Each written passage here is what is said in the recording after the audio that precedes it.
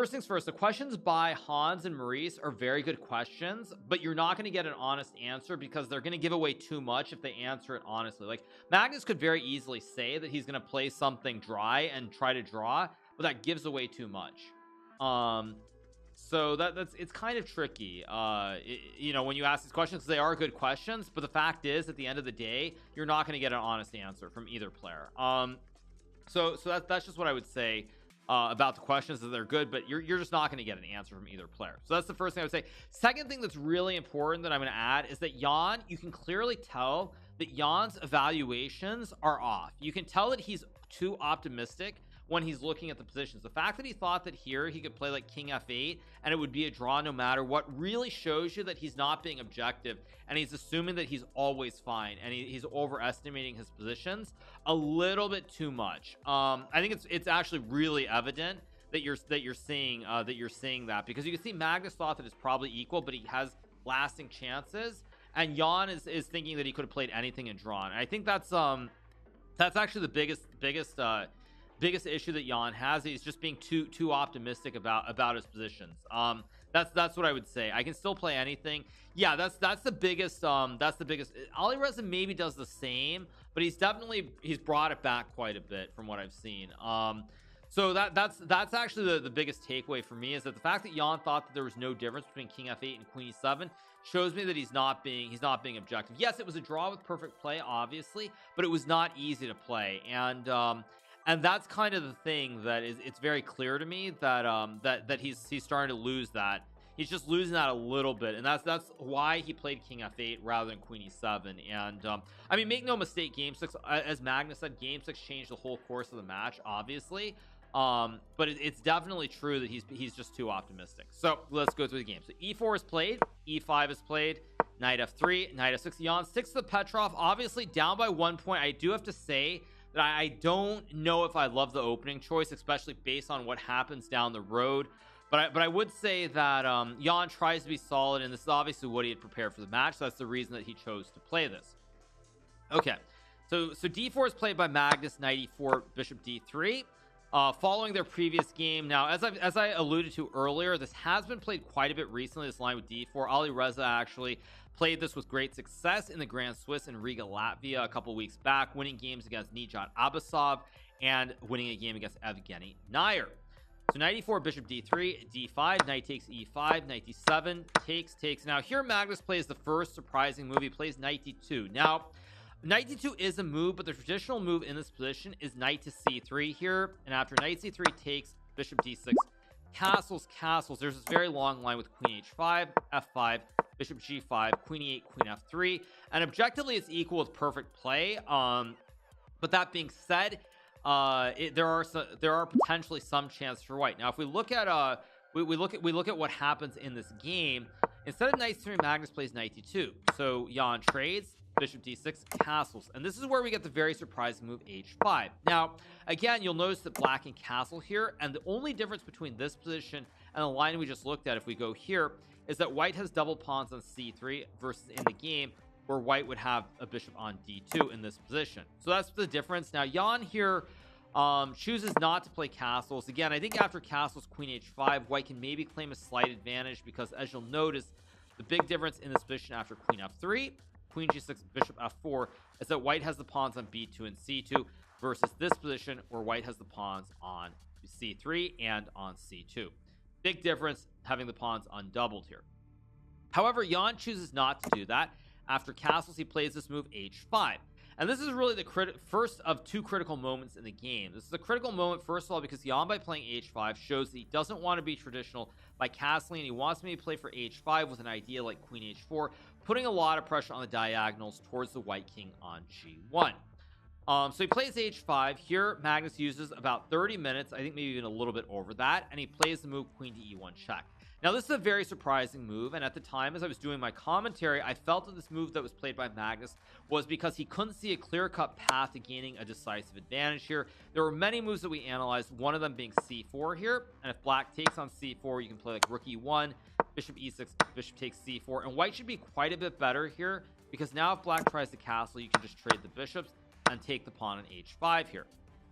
So if we go back to this position, Magnus, as I said at the time, I felt that he was using a lot of time here because he couldn't figure out where the clear advantage was. Of course, as I said, c4 would have been a better try, but after queen h4, g3, there's queen takes d4 here, and after bishop to c3, queen g4, white is probably still a little bit better after queen takes, bishop takes g4, bishop takes g7, rook g8, and bishop c3. But again, as I said, it's easier with the engine to do these calculations, and I think that Magnus just wasn't really sure where the advantage was. So here he played queen to e1 check, and now this was where Jan made a very mysterious decision, which I think is sort of the culmination of all the events from game 6 and game 7, which is that here Jan plays king f8, trying to keep the game alive. Now in this position, if Jan had played the move queen to e7 here, queens probably would have gotten exchanged here after takes, king e7, let's just say rook f e1, and after king f6 h4, threatening the checkmate on g5 here, black can go g6, and let's say you check, black goes back, it's very harmless. And if you play a move like c3 here, just rook h e8, and again, symmetrical pawn structure pretty much, very little play. Rooks will probably all get exchanged here, one line being, let's say, trades, rook e1, takes, and something like bishop f5, and this position might actually be a little bit dangerous for black, or for white, so probably Magnus doesn't do this. Probably what he should do is play like bishop g5, king g7, and something like bishop d2, and black can like trade the rooks off on e1, sorry, not rook e2, rook e1, rook e8, trade, and this should just be a draw here. However, Jan wildly, apologies about that. Here Jan wildly overestimates his position, and he plays the move king to f8, wildly overestimating his chances. Now we heard in the press conference Jan said that he thought that everything was equal. What he said is that he felt queen e7 was a dead draw, and he thought that if he goes king f8 instead of queen e7, basically it's still very equal and he should not have any issues and he should be able to draw. But as I've said, and as we'll see in the game, this was a wild overestimation of the position, not realizing that here he has a problem with the rook on h8 because it can't come to the center. Additionally, you also will not really have an attack on the king side either. So bishop b4, queen e7, trade, and now Magnus finds a really nice conceptual plan with queen e2. The idea being that white just wants to bring the rook to e1, but more importantly, he wants to put a queen on g5, target the pawn on h5, and ask black, how are you activating this rook? So rook e8 is played here, rook e1, rook h6 played by Jan. Now this is really, I think, where everything starts to go wrong for black. I think in this position, it was still only very slightly better for white if Jan had traded and gone g6 followed by king g7 and rook e8. Again, the pawns are a little bit advanced on the king side, but they are all protected. You've got a nice chain from f7 to h5, and you have king g7 and rook e8. And again, I think it's well within balance, and it should be a draw with perfect play. And in fact, I think it's very hard for white to even really claim an advantage at all if this is played. However, after rook e1, Jan plays this move rook h6, completely misunderstanding what Magnus is aiming for here. Because after rook h6, Magnus plays queen g5, and now the problems start because the rook on h6, you'll notice you can't play g6 because then you would just lose the rook on h6. But more importantly, you can't bring the rook to the center because the queen on g5 always is keeping an eye.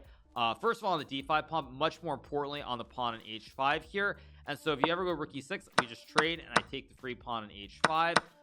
So you can't really activate the rook. You can't really protect the pawn with g6, and so his rook on h6 is really just stuck here, guarding the pawn on h5.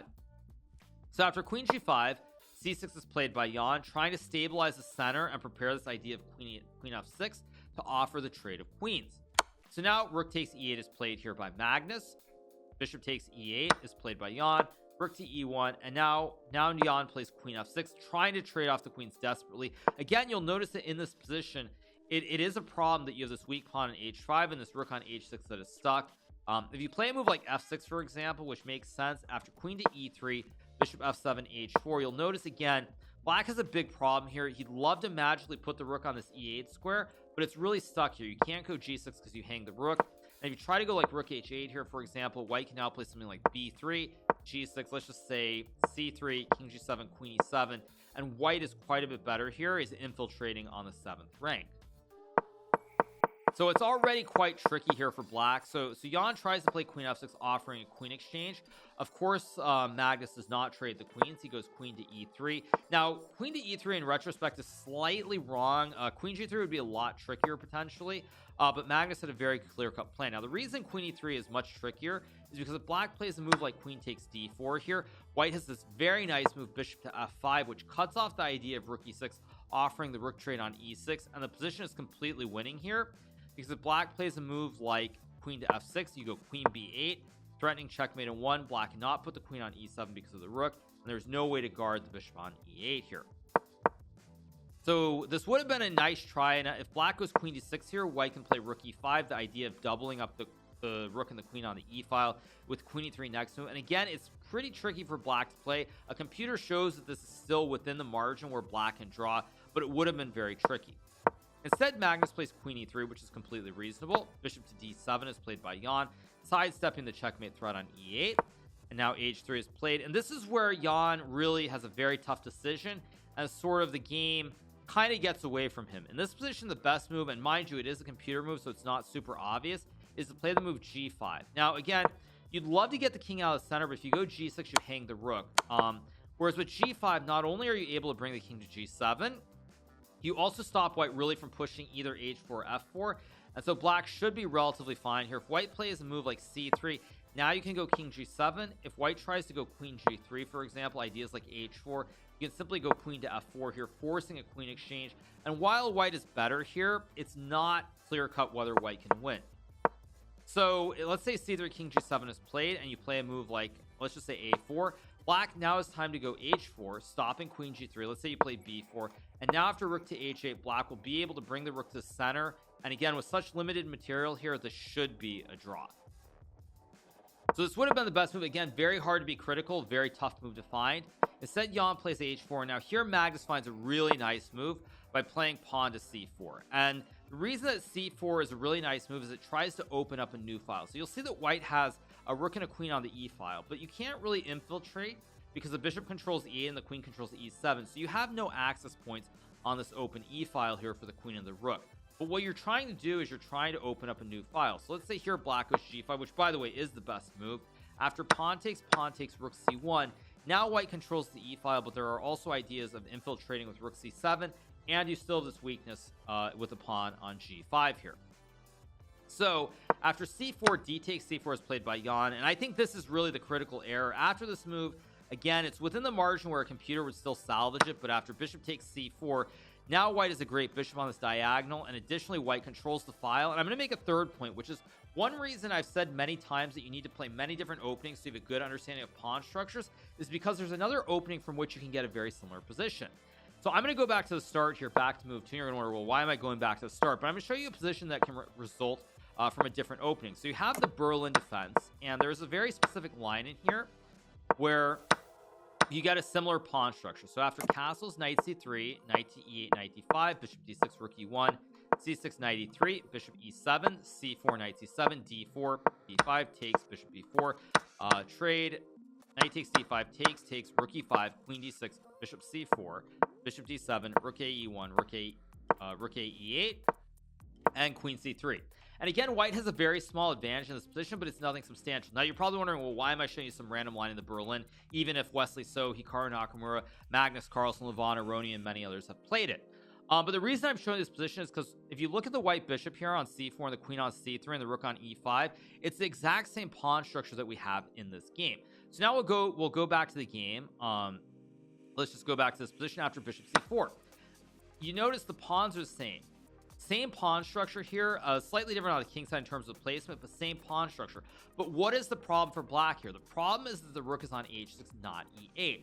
So once again, when I go back to this this previous line here, you'll notice, look at this position. What happens here is, let's just say white plays let's say white plays a move, black trades and white takes, and black plays rook e8. Again, look at the structure. Blacks will be able to exchange these rooks, and there's very limited weakness. Even though you have a slight diagonal, black should be fine. Whereas in this game, again, to show you the contrast, we get this position. Notice how the rook on h6 never really swings to the center of the board because it's stuck on h6. So in this position, Jan makes sort of the critical blunder. He cracks here by playing this move pawn to b5. Now in this position, the only moves that would have been okay for Jan were to go either queen d6 or king g8. Now queen d6 is important because it stops this queen a3 idea with winning the pawn on a7. You also put pressure on d4, all the while controlling the square on e7 and maybe going rook f6 or bishop e6 on the next move. So instead, Jan plays pawn to b5, which is really the blunder. King g8, by the way, does deserve note, because after queen e7, there's a very computerish line with bishop e6 here. And if you take the bishop on e6, you hang your queen. And if you trade the queens after rook f6, if you take, this is very simply just a drawn rook and pawn endgame here. Even material, even number of pawns, and rooks on the board. So king g8 would have been a one way. Queen d6 was the more human way, I think. Again, both moves I don't think are impossible to find, although queen d6 feels much more human. Instead, b5 is played by Jan, and this is the critical blunder. This is the crack, and this is what decides. Again, maybe we'll come back later and I'll be proven wrong, but in my opinion, this is the move that decides the world championship match, and the fact that Magnus Carlsen is going to retain his world championship title. So after b5, queen to a3 check is played here. Jan goes king g8. Now in the press conference, Jan alluded to the fact saying that after queen a7, he very simply forgot that after pawn takes bishop, his bishop on d7 was hanging. Now, whether that's the truth or not, who knows, but that is what he said in the press conference. Additionally, after queen a3, if black plays queen d6, there's queen takes a7 here, and you cannot take the bishop, because after pawn takes bishop, there's queen a8 check here, and you'll notice the king cannot run because the pawns are in front of the king. And additionally, the e file is covered by this rook on e1, and after bishop to e8, white goes queen takes e8 checkmate. The rook guards the queen. King has no squares here. So after queen a3, king g8 is played, Magnus takes, and now here Jan plays queen d8. Sort of after the queen d8, the game is over. The only option to try and confuse matters was bishop takes h3. Now in the press conference, it's very clear that Magnus outcalculated Jan. There was a spot from their interview where Jan said that after rook e8, king h7, he thought bishop f7, white was just winning, and Magnus retorted that after rook g6, black was completely fine, which black indeed is fine here, because if you take the rook, I take back with the queen, and now I threaten checkmate on g2, all the while attacking the rook on e8. And if you play g3, I take the rook and win the game. So the only way for white to not lose here is to go rook h8, and after king takes h8, there's queen a8, king h7, queen g8, king h6, queen h8, king g6, and now you can take the rook, and after queen g6, pawn takes bishop. I believe that after king f4, this is completely fine for black, because black is an active king, and white potentially even could be in a little bit of trouble here. However, after bishop takes h3, white does have another variation, which is very strong, which is queen takes f7, queen takes f7, rook to e8 check. Black cannot capture the rook because of the pin here, so you have to go king h7, and after bishop takes f7, computer says that after bishop f5, white is up a pawn, but maybe black can still salvage it. Again, a long endgame down a pawn against Magnus, I would not feel very good, and I think that Magnus probably would have won anyway had this occurred. However, after queen a7, Jan plays queen d8 here, bishop to b3 played, and now white's just simply up a pawn, all the while keeping a great eye on this f7 pawn. Also, white controls the e file, so it's simply too much. There is a maximum in chess, which is that if you have one weakness, you should be able to defend and save the game. If you have two weaknesses, it's probably losing. And here white does have, or black does have more than one weakness. A, black is down a pawn. B, white is targeting the f7 pawn. C, white also controls the open e file, so it's a very overwhelming advantage for white. So rook d6 is played here. Magnus goes rook to e4, another excellent move. Targets the pawn at h4, targets the pawn at h4, guards the pawn at d4. Additionally, you might have rook f4 to put even more pressure on the f7 pawn. So rook e4 is a very nice move because it only increases the pressure, and you keep all these ideas alive towards the f7 pawn in the meantime. Bishop to e6 is played here by Jan, trying to sort of simplify into an endgame here. Again, very little else he can do. If he plays a move like g6 after rook to f4, white is going to win the game because the pin is too strong here. If you block, now I just take, and then you lose the pawn on f7. Same thing if you go bishop e8. Again, I can just take on f7, and after takes queen f7, white is completely winning here. So Jan goes bishop to e6 to try and break the pin and force an endgame. Unfortunately, because of the weakness of the black pawns here, you'll see that black has pawn islands. He's got, this is one island, this is two, and this is three pawn islands. Again, remember what the maxim was. One weakness, probably you can defend. Two weaknesses is too much, and black has really three weaknesses: weak pawn on h4, weak pawn on e6, weak pawns on c6 and b5 as well. So there are three weaknesses on top of being down a pawn here. So queen a5 is played here by Jan.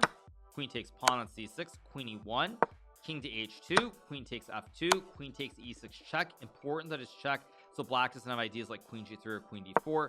King h7, queen e4, king g8, and now Magnus goes b3 here, essentially simplifying into an endgame where he's always going to be ahead by 2 pawns.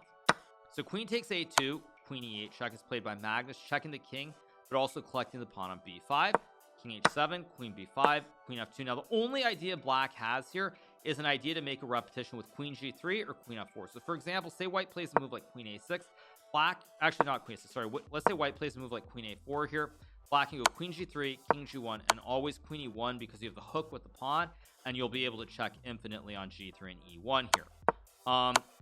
And the other idea as well is potentially maybe you have an idea like queen f4 check here, and after king h1 you can just go back and make a draw with these 2 squares, but everything is on this diagonal here, on these g3 and f4 squares. However, Magnus, of course, being the world champion, being a great endgame technician, does not allow any of that to happen. He goes queen e5 here, supports the pawn on d4, but he also covers both checks on this diagonal towards the king on h2. Queen b2 is played, and now here Magnus goes queen e4, king g8, queen d3. Very nice move, guards the pawn, but additionally now it puts the queen behind the passed pawn. Now normally in endgames you'll hear grandmasters talk a lot about a rook behind a passed pawn. You won't generally hear about a queen behind a passed pawn because queen and pawn endgames are so rare, but it's extremely effective here. So queen f2 is played by Jan. Magnus goes queen c3 here, basically stopping queen g3, and also queen f4, king g1. Now there's no check on e3 or c1 or f1, so queen covers all the critical squares, and the king is very, very safe here. So queen f4, king g1, king h7 is played by Jan, and now Magnus shows perfect technique. Queen d3 check, hitting the king on h7, g6, now queen to d1. And now the queen is absolutely perfectly placed, guards the pawn on b3. Queen is behind the passed pawn that you want to march all the way up the board here. So this is very, very strong. And additionally, the queen is going to stop all the checks once you put the king on the light square on h1. So queen e3, king h1. And now notice how the queen guards the pawn, guards d4, but also there are just no checks on the back rank here. So queen is always covering all the squares, and now white is just free to push the pawn all the way up the board and end the game all at once. So absolutely perfect technique by Magnus. g5 played here by Jan, and now d5 here, g4. Last really gasp of air. As an illustrative example, say black goes queen e6 here, white goes d5, queen d6. Now white can go queen to d4, trying to push the pawn further up the board, or push the b pawn as well. If black plays, let's just say queen e7 to guard the h4 pawn here, I believe now white can play a very simple move with queen. I was going to say queen d2, but I think even queen f4 here cuts the squares, and now you want to go d6, d7, and it should be pretty routine. So instead Jan plays g5 here. Last gasp, try to open up the white king here. Magnus goes d5, Jan plays g4, and now you do not take with the queen here. Big mistake if you were to take with the queen, because after queen e1, king h2, queen to e5. Now you'll notice you can't actually go back with the king, because I just make a yo-yo draw with queen e5 and queen e1. So you have to play g3 here, and after g3, black now is queen b2, and after king g1, queen b1, king f2, queen c2. It gets very tricky for white. In fact, white might not even be winning anymore, because if you try to bring the king up, now I take the pawn with check, I hit this pawn, but also I'm going to be winning this g pawn as well, like king d4, h3, and this would not be winning. So you don't want to take with the queen. So instead Magnus takes with the h pawn, Jan goes h3, and now after queen f3, Jan Nepomniachtchi resigns the game in view of the fact that if he were to take on g2, white can take with the king, queen d2, and now after king g3, queen e1 check, king h3. There are no longer any checks. The queen on f3 covers all the light square checks, and white is additionally ahead by 3 pawns here, so there's no hope really to survive this endgame. So Jan resigns here, and with it, Magnus takes a big lead in the match here. He is now ahead by a score of 5-3. He only needs 2.5 points out of the next 6 games to win. And just to wrap it up with some general thoughts, I guess what I would say about this game is that very peculiar that Jan lost his I don't want to say lost his mind, but he sort of lost the objectivity about the position, as we learned in the press conference when he thought that after king f8 everything was still a draw here, whereas he should have just gone queen e7. If Jan had played queen e7, I think there's probably a 90% plus chance this game would have been a quick draw within 30 moves. There would have been some exchange or repetition. So somehow, I mean, props to Magnus for figuring out that Jan was somehow just too I don't know, tilted or wanted too much of a game, having played h5, and so he was going to not play queen e7 and make the draw.